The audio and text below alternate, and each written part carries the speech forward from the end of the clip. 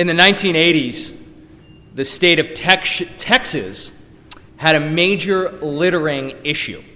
Trash was being tossed out everywhere along the highways and parking lots and parks, just to name a few.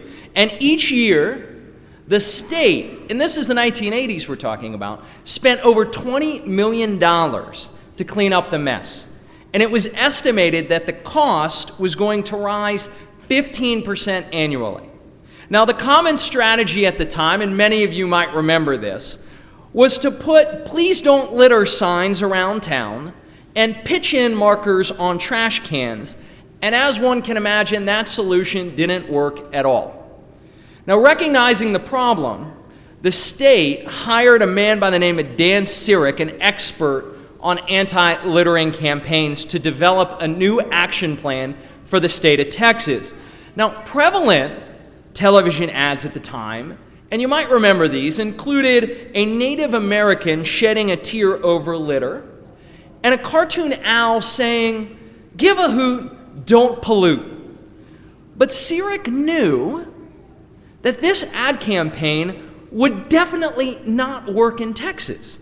For in Texas, the target audience was a male between the ages of 18 to 35 who drove a pickup truck, listened to country music, loved sports, detested authority, and was not inspired by a cartoon owl that said, "Don't give a hoot, don't pollute." So off to the drawing board, Sirik went and shortly came up with a strategy entitled "Don't Mess with Texas." Now, the first commercial starred two of the Dallas Cowboys' huge defensive linemen and fan favorites, Ed Too Tall Jones and Randy White. The ad began with the two of them picking up trash on the side of a road when Too Tall Jones headed to the camera and stated, "You see the guy who threw out the window. You tell him I got a message for him." Then Randy White comes forward with a can like this and says, "I got a message for him too." The announcer exclaims, "What's that?" "Well, I kind of need to see him to deliver it." Too Tall continues, "Don't mess with Texas." The ads, as you can imagine, were immediate success. And a string of other "Don't Mess with Texas" ads, including Texas athletes and musicians like Willie Nelson, graced the airwaves. Now, after 5 years of the campaign, the litter on Texas road signs was cut by 72%. And compared to other states, Texas had 50% less trash on the sides of their roads. Local pride and positive impressions of their state changed the attitudes drastically, seemingly impossible to alter.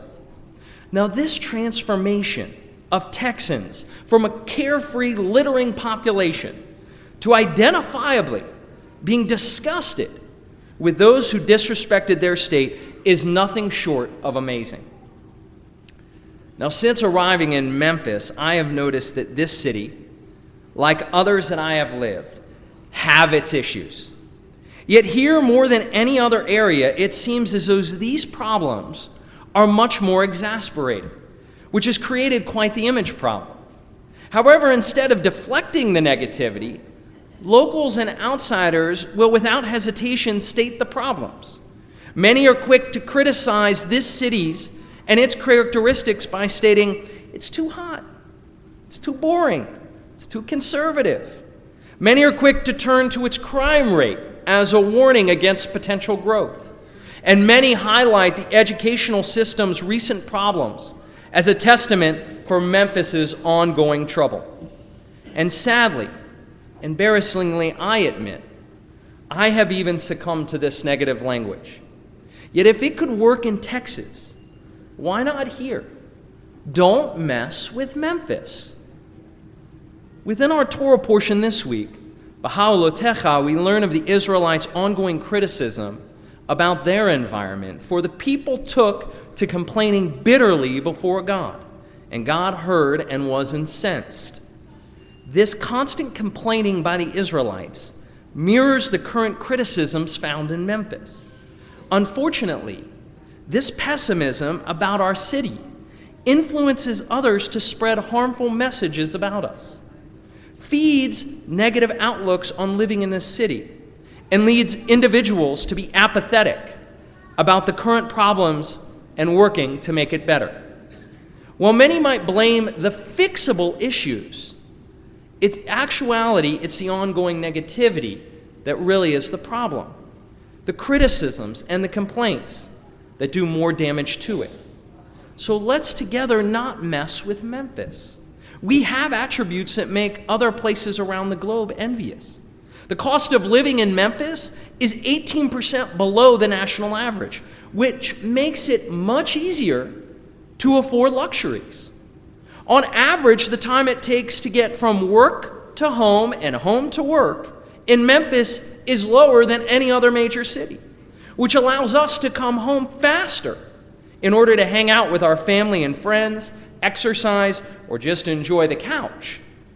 On average, Memphis has more sunny days a year than Denver, Austin, and Key West, which means we have many more days to enjoy the benefits of sunshine, like having better attitudes and more days to grill out. As a father, the Greenway, Shelby Farms, including the new playground, and the Memphis Botanical Gardens with my big backyard, just to name a few, offer activities for families and individuals far superior to other cities. Now, I could go on and on.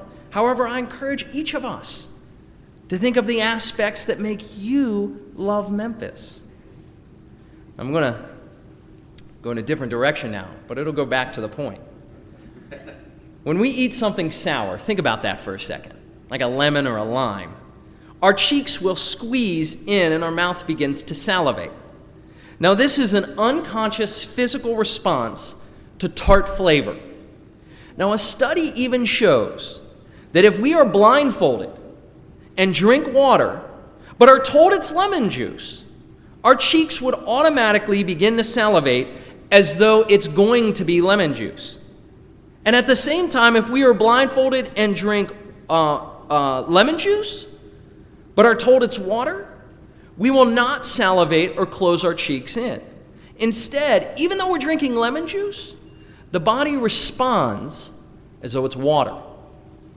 Similarly, by changing our perspective to concentrate on the positive attributes of Memphis, the more consciously and unconsciously we will accept it for the great things it has to offer.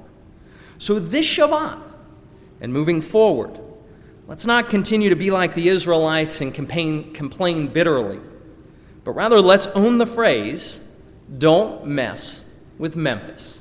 Shabbat Shalom.